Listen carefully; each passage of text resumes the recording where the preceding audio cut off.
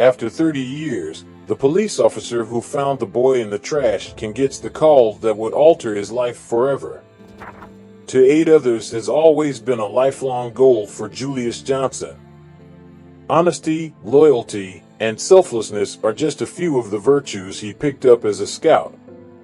After much thought, he settled on a career in law enforcement as his adult goal, where he could make a positive impact on the lives of many people every day. Despite his dedication to his work, Julius faced a serious moral conundrum. He was a Christian who didn't want to make a living via violence or kill anyone. When he considered the job of police officer, he pondered if it was possible to do it without resorting to violence or putting others in danger. Julius made up his mind to try to find an answer to his problem. He started reading up on things like community policing and peacekeeping policing. He sought encouragement from the teachings of Jesus Christ and from fellow Christian law enforcement professionals. This choice was the result of extensive consideration and analysis by Julius. He chose the path of a peacekeeper because he wanted to aid people by nonviolent means rather than through force. A police academy was his first stop in getting ready for his new career path, so he enrolled there. It took Julius 2 long years to mature into a police officer, but he finally made it through training. As a result of his hard work and moral principles, he gained widespread respect and was able to fulfill his lifelong goal of making a positive impact on others. But his greatest value, the fulfillment of his ultimate role on earth, was on the horizon, and Julius could not foresee it. Julius was going about his day like any other as he drove his car around the streets of his city. He felt secure because he had traveled this route many times previously. He was driving alone but didn't mind because he was used to being by himself at work. A bunch of individuals were standing in the center of the street, and Julius saw them immediately. He thought the throng seemed odd, so he went to check it out. The crowd began shouting and waving as he got closer. When Julius saw something suspicious, he pulled over the cruiser and got out to investigate. Julius gingerly made his way over to the garbage pail. When he heard the roar again, his pulse quickened. He prepared himself for the worst as he reached over to unseal the can. His initial reaction upon lifting the cover was one of surprise. There was a baby, gagged and bound, inside with the trash. The filthy infant gave off an air of desperation, but what really struck Julius's eye was the very skinny cat that stood guard over him. In disbelief, Julius took up the infant gently and tried to soothe him. When he saw that the infant wasn't breathing, he jumped into CPR. The onlookers stood silently, wide-eyed and concerned. Everyone was on edge, hoping against hope that the baby would be okay. In his work, Julius was quick and focused, his actions deliberate and methodical. The knowledge that he was fighting for another person's life put a heavy burden on his shoulders. It took what seemed like an eternity, but the baby was finally crying and breathing normally again. There was a collective sense of relief from those in the room, and a few people even started to cry. An overwhelming sense of relief and other feelings poured over Julius. His efforts had resulted in the survival of a newborn.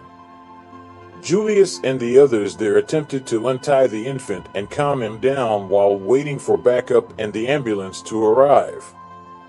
The cat seemed appreciative that it had helped save the baby's life, as it followed everything that happened.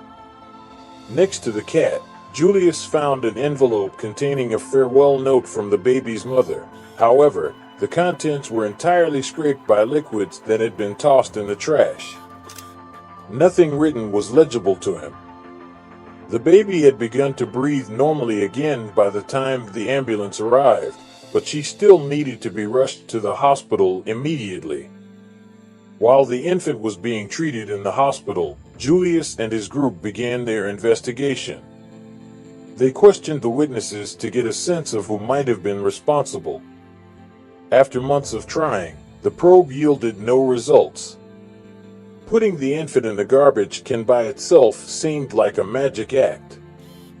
The infant was taken to the hospital and treated there. Incredibly, he managed to pull through and rapidly start feeling better.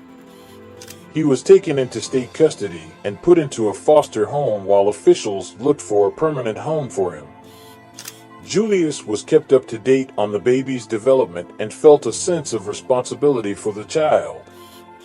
He kept up with the adoption procedure by frequently visiting the hospital where the infant was being cared for.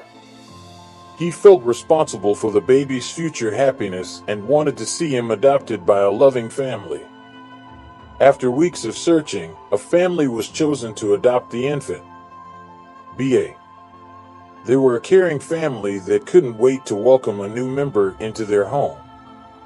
Julius attended the adoption ceremony with conflicting emotions, happiness that the baby had found a loving family, and anguish at the prospect of losing the special connection he had formed with the infant. Julius was moved to tears as he witnessed the adoption ceremony and the baby's transfer to his new home. After meeting the adoptive parents, he could tell the infant was in good hands just by looking into their eyes. Through his sobs, he bid goodbye to the infant, confident that he had made the correct decision. It was time for the mother to let go of her baby and start living her own life. The news of the baby's rescue quickly spread, making Julius somewhat of a celebrity in the community. He was awarded awards and recognition for his bravery and service. Julius was pleased with his accomplishments and his life's work. Julius, though, was also profoundly affected by the event. Julius felt unfulfilled after rescuing the infant and going through the adoption process. He was convinced that action needed to be taken and that responsibility should be assigned to someone. He devoted himself to the task, but his exhaustive investigations turned up no leads on the perpetrator. Julius's mood began to suffer as a result of his mounting frustration. He was frustrated and felt helpless because he couldn't identify the perpetrator. He felt that the system and justice had abandoned him. For some reason, he just couldn't shake the feeling that he hadn't done enough to defend the infant and ensure that he was treated fairly. Julius's traumatic experiences, including dreams and flashbacks, began at this time. He felt uneasy and short-fused, and he started avoiding areas associated with the incident. He was worried about losing his job as a police officer and decided to get counseling to learn how to handle his feelings. Julius has decided to retire from the police force 10 years after the traumatic event that altered the course of his life. He realized he had accomplished all he could and decided to go on. His memory of the night he saved the infant will never fade, but he knew he had to move on. After Julius retired, he pursued a new career as a rescue instructor. He felt compelled to write out his thoughts and lessons learned in the hopes of better preparing his fellow cops to deal with crisis circumstances. He hoped his efforts would aid in the survival of other infants and people. After a few more years of relative calm, he was finally able to put the traumas of that old investigation behind him. He had finally moved on when his phone rang. The course of Julius's life was about to alter once more. Julius was retired and living a quiet life 30 years after the event that changed his life forever. As a rescue instructor and psychologist, his new profession brought him happiness and fulfillment. He was now far off from his former self. But then one day, he got a strange phone call. A male voice spoke to him, but he couldn't pinpoint its origin. What was mentioned only was, "Whoever left the infant that night will pay. I have evidence to back up my claim. Please join me in the municipal park tomorrow morning at 10 a.m. Julius had no idea what the phone call was about. He was uncertain of what to anticipate, and he had many questions. Aware of the potential danger, he opted to attend the conference but informed the authorities and requested reinforcements. The two agreed to meet the following day at the municipal park, so Julius went there. Even though the cops were carefully around him, he couldn't help but feel uneasy and suspicious. The man who had contacted him was a mystery to him, and he had no idea what he wanted. While he waited, Julius replayed that night in his head, searching for any clues that would lead him to the perpetrator.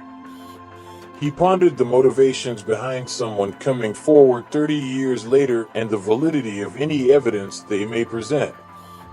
A man appeared out of nowhere, holding an envelope. When he was done, he gave Julius the envelope and stated, "When I was a baby, you rescued me. We haven't talked in a long time, and I'm sure I've changed, but please know that I owe you everything. I've spent my entire life trying to trace down my biological parents and figure out what went wrong. Until I got this snapshot, it all seemed pointless." Baby Andrew indicated the letter. When Julius opened the envelope, he saw a photo of a distraught mother holding her infant child. With the use of modern technology, Julius has returned to the force for one last mission, tracking down the perpetrators of that heinous crime, which occurred 30 years ago. The investigation was launched with the help of AI and a crack team. Weeks passed with no results despite all the effort, but eventually Julius and his crew followed a promising lead. After investigating, they learned that a young couple had been spotted arguing in front of the location where the infant was located. As a result, the pair was picked to be interrogated. They tracked the couple down to an outlying part of the city. Having sworn to discover the perpetrators and see that justice was served for the infant girl and her family, Julius set out to do just that. He spent weeks looking at possible suspect locations before he found them. In anticipation of the clash, he planned his strategy thoroughly. He had no doubts about the potential harm posed by these folks. On the day of the confrontation, Julius and his police backup went to the suspect's house. He stood outside the door and rapped on it. After a moment, the door opened, and he saw the suspects staring at him in shock and apprehension. Julius didn't give them time to respond before he handcuffed and arrested them. The suspects made excuses during questioning, but the evidence was too strong to be believed. They admitted their guilt and were subsequently incarcerated for the crime. They were Andrew's biological parents, but they were a pair of despicable con artists who committed a laundry list of wrongdoings. While Andrew always loved his adoptive parents, he grew even closer to them after learning the identities of his birth parents. After waiting 30 years, Julius felt a sense of relief and satisfaction at having given that baby, Andrew, some justice. Even though he knew he'd never get over this, he could finally put it in the past and move on. Abandoning a kid was one of 5 charges to which the couple was found guilty at trial. In court, Julius described the events of that evening. After taking some time off, Julius delved back into his previous roles as a teacher and psychotherapist. There was still a lot of work to be done, but he was eager to contribute to making things better. When he saved the baby's life, he knew it was the most pivotal round of his life, and he never forgot it. To him, it was all about changing the world, one person at a time. With the same enthusiasm and commitment he had shown as a police officer, Julius delved headfirst into his new position. As a result of his instruction, many law enforcement and rescue personnel are better equipped to respond to and handle crises. Because of his work, he felt a sense of purpose in saving lives and preparing other experts to handle crisis circumstances. Their friendship began when Andrew's adoptive parents began paying frequent visits to Julius. They were joined by the 3rd generation when kittens descended from the cat that had lived in the trash bin with Andrew were brought into the family. Upon further inspection, it was determined that the kitten had entered the can on instinct after hearing the child scream. Do you have any thoughts on this tale? How do you feel about the baby being saved? If so, share your thoughts below. Tell a friend or loved one about this. Okay, folks, I'll be back with another video in a little while.